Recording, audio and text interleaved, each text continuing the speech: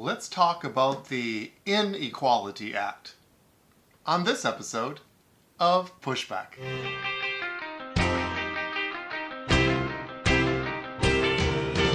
Go, go, go, Jonny, go, go. Go, Jonny, go, go. Go, Jonny, go, go.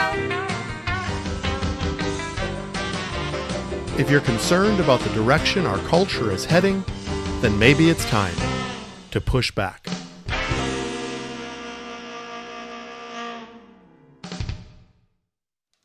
Hello again and welcome to another episode of Pushback.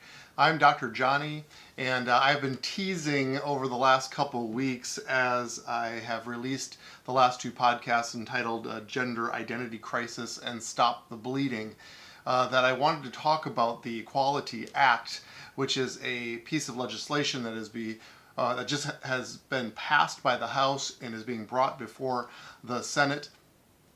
And I wanted to lay a foundation of really a cultural response from a Christian perspective approaching this issue of gender identity, the LGBT community, and the fact that always the answer is love. Love and compassion. And the most compassionate thing that we can do is to get involved in their lives and find out some of the hurt and pain that's there so that we can bring real healing. That's why we're here on this earth. I want to share a few things before I get into this because I always forget at the end because I get too involved and too emotionally ramped up as I begin talking about these topics. I did take my advanced life support class that I alluded to last week in the Stop the Bleeding podcast. I did pass, so I get to continue to work in the emergency room and maintain my gainful employment. So I did pass that, so that's good. I want to remind you to go to pushbackculture.org. It is the website that has been created for this podcast, which allows easy access to the podcast as well as to the YouTube videos if you like to see my smiling face as I talk. And I please would ask you to just prayerfully consider donating specifically for the purpose of this podcast. This is listener supported. This is a branch of our ministry, and it's super important to me that we can be financially sustainable in that regard. So if you appreciate this, even if it's just a couple dollars an episode, I would really appreciate that. And it also would just encourage me as well. Please remember to like and subscribe either on YouTube or in the podcast realm, because that really helps us. And as I mentioned last week, it's very important, especially on Facebook, that you share this content, because as you well know, some of this is being suppressed and censored. And of course, we're talking about very specific cultural issues, important, sensitive issues. And I'm not going to back down from that. I want to have courage as we enter into the realm of culture and into this world, because I love this country. I love this world because I have been sent here to be a minister to it. And that's why we're here, and it's why everybody is here, and it's our mandate. It's our mandate. So I want to talk about this current legislation referred to as the Equality Act. I believe this was tried to be pushed through before, got voted down. Now, certainly with the new administration, there is a boldness connected to it to try to get this to pass again. It did pass in the House. It's gone before the Senate. I want to remind everyone, though, before we dive into this from a political legislative standpoint, that the LGBT community is not the enemy. I think it's just critical that I keep coming back to that it's about love and compassion. And unlike our secular liberal counterparts, we need to actually care about them and not use them as a political pawn. Now, make no mistake about it that we have been born into a war. We are here because we are battling principalities and powers. The Bible's clear about that our battle is not flesh and blood, but principalities and powers. And the strategy of the enemy is to weaken the opposition, which is also our strategy, by the way, too, to weaken the opposition. That's what we're here for. That's what we're born into, a war. And the Equality Act, unfortunately, I believe is a political opportunity, or seen as a political opportunity, to do just that. Weaken the opposition. I don't believe it was formulated to help the LGBT community, just like I mentioned on last podcast. In fact, I believe, and what we'll talk about a little bit today, is that it puts them in harm's way. I don't think it helps them at all.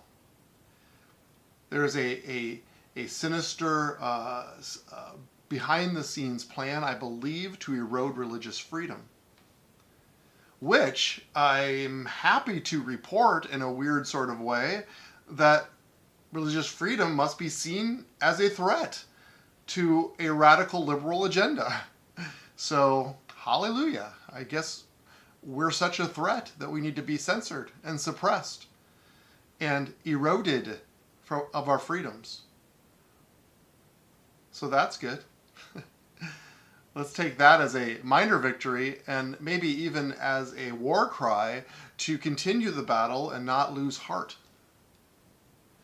So I want to run through a list of concerns about the Equality Act, because on face value that sounds good. I'm for equality, and I'm for an equal playing field. You're going to hear that a lot over this week and probably next week as well.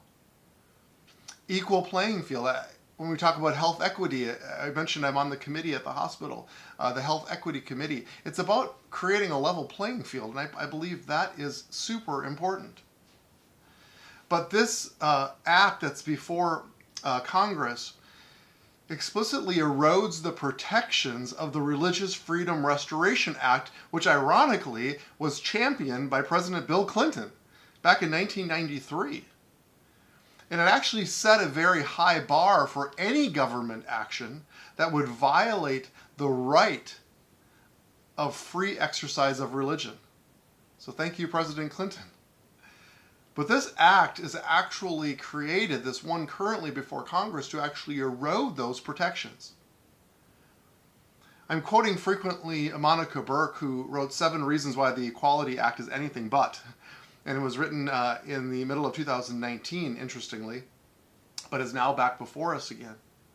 And so let me just go through a few of those things that she laid out, but I think is an important, and I organized them in a way to get our brain around some of the main issues. So again, we can talk about these with our fellow Americans, and so that we know exactly what we're dealing with. That we don't just say, oh, it's an Equality Act. So number 1 is it would penalize Americans who don't affirm new sexual norms or gender ideology. There's a man named Jack Phillips, and maybe you're familiar with him. His case went all the way to the Supreme Court after the Colorado Civil Rights Commission accused this bakery owner of discriminating on the basis of sexual orientation.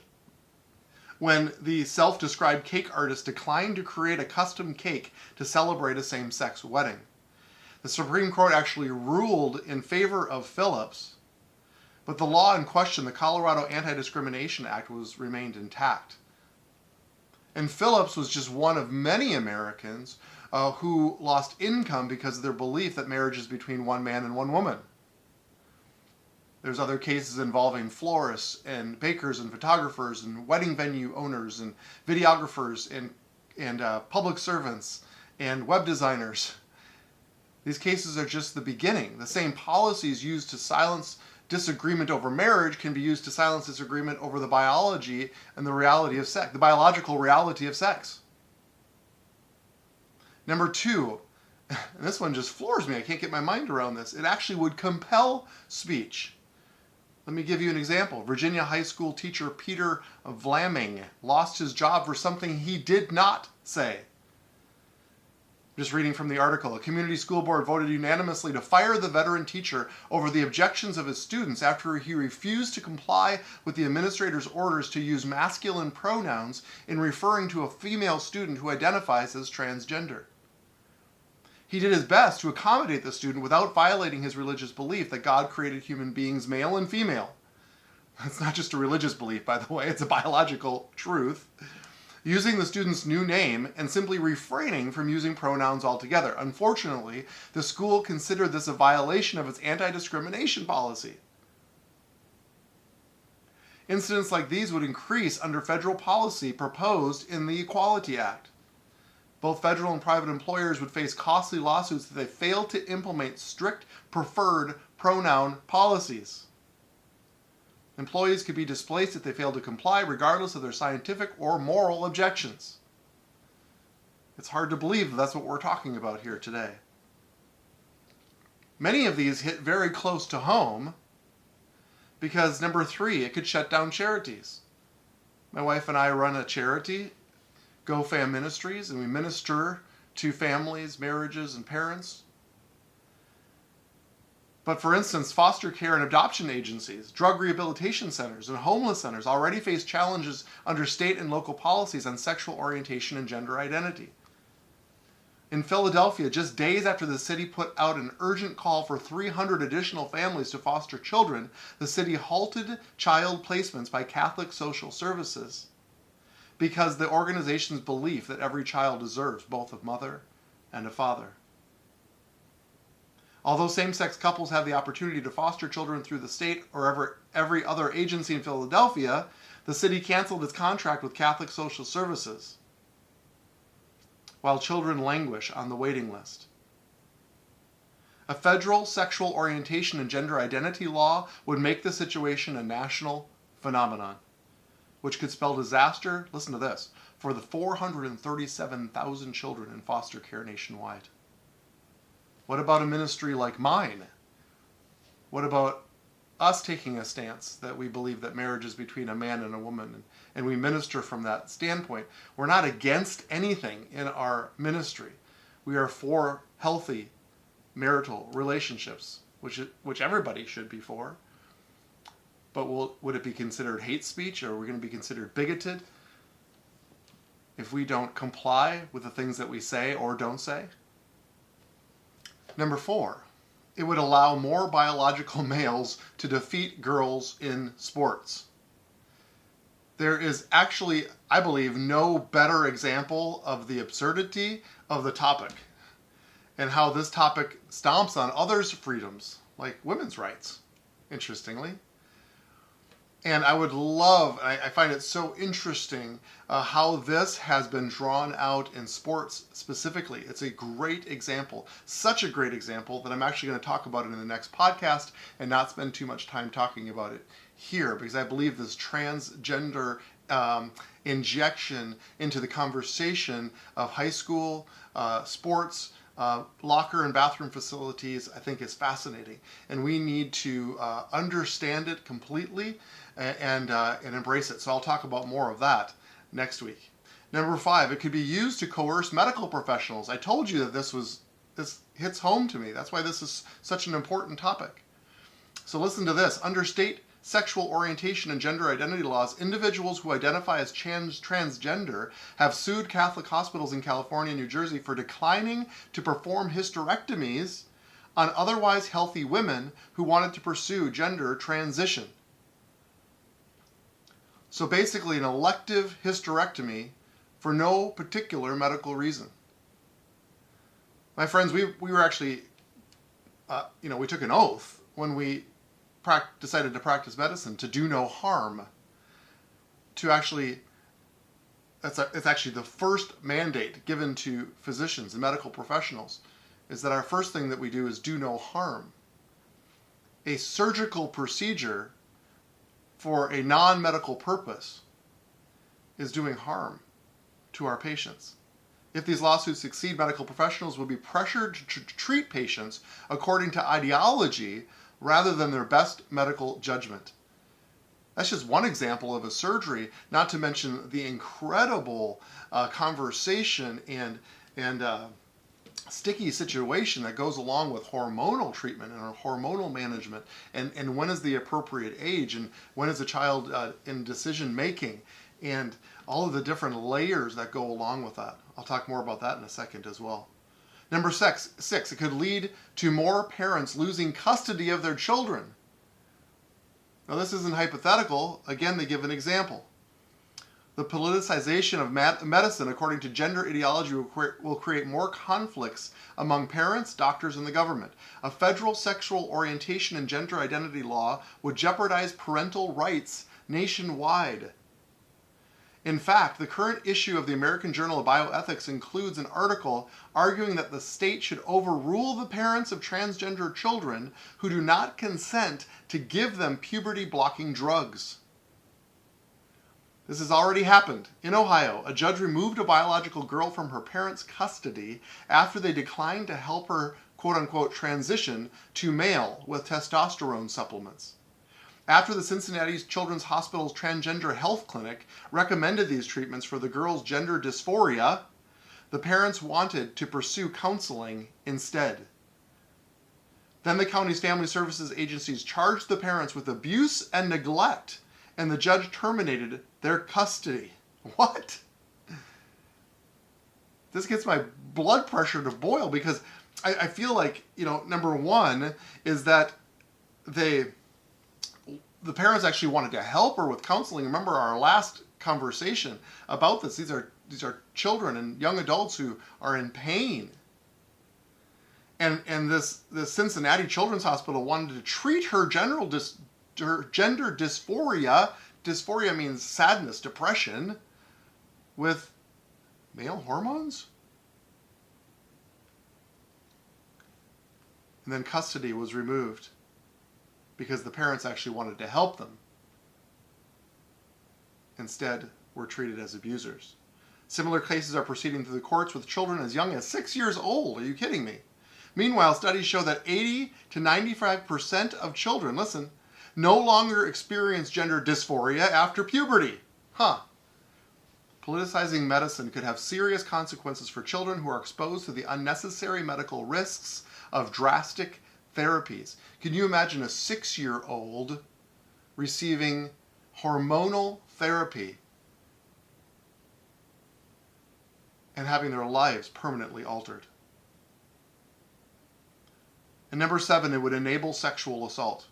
A complaint under investigation by federal education officials alleges that a boy who identifies as gender fluid at Oakhurst Elementary School in Decatur, Georgia, sexually assaulted Pashka Thomas's 5-year-old daughter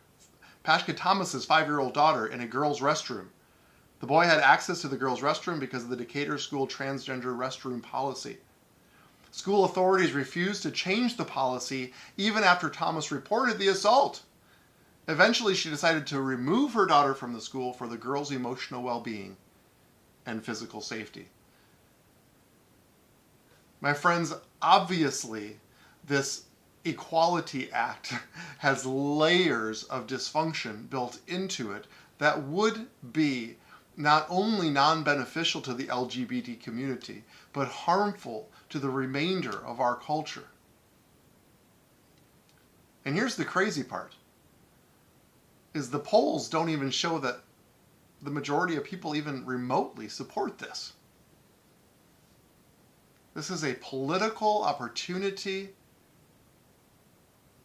by the few trying to impose their will on the majority. Parents should lose custody of their children because they refuse to allow their children to use puberty-blocking drugs or cross-sex hormones. 73% disagree. Business owners should be forced to pay for sex reassignment surgeries that might violate their beliefs. 69% disagree.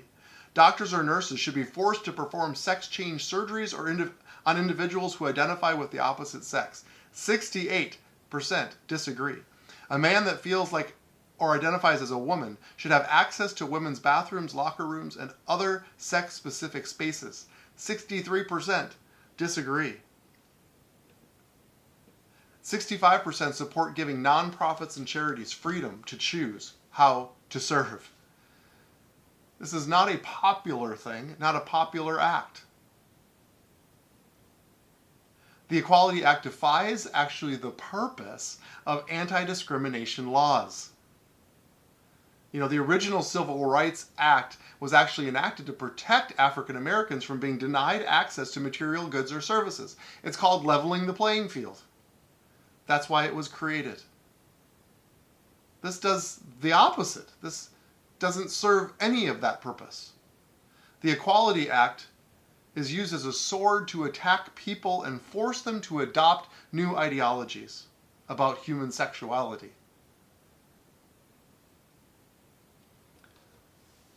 The extreme and dangerous legislation would create unprecedented harms to businesses, charities, medical professionals, women and children, and entire families, which you know that I care very much about. So the purpose of this podcast isn't just to complain. It isn't just to scream and run around like raving maniacs, crying out about the injustices of this world. No, it's to give language to my listeners to be able to thoughtfully and informationally convey this to others, to be informed.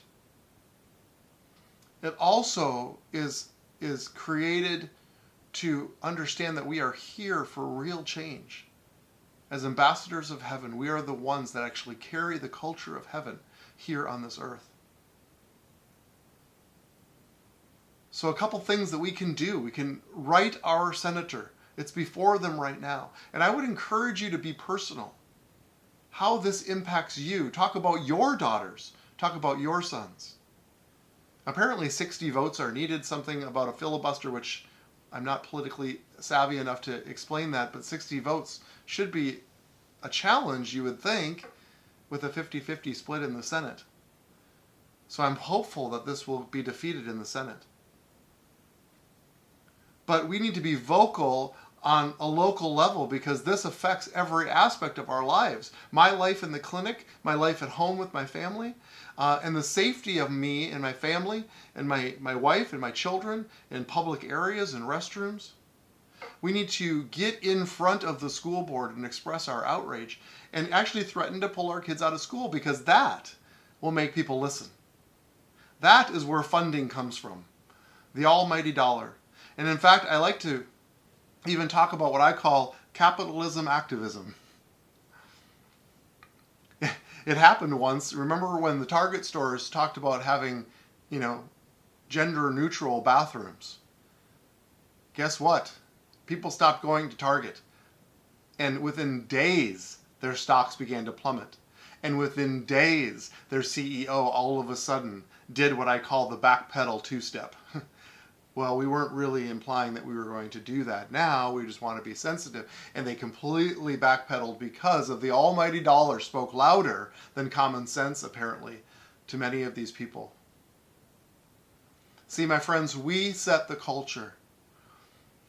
Activism is one way of doing it. Being louder than the opposition is a way of doing it. But really the point in doing it is that we're here. That we have dominion here on this earth. We are the ones who represent the Father's heart.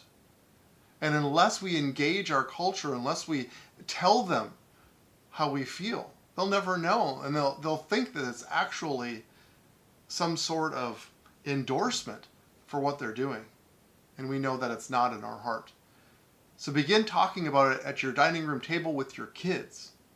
Begin talking about it at church. Begin talking about it around the water cooler at work. Don't be afraid to express your opinion with honor and with compassion, because it's about heart. It's about heart and compassion, and there is no law against love. So be proactive. Understand that this is before our Congress today, and pray. Pray. We are the ones. So let's go together now and be the ones to set and shape the culture.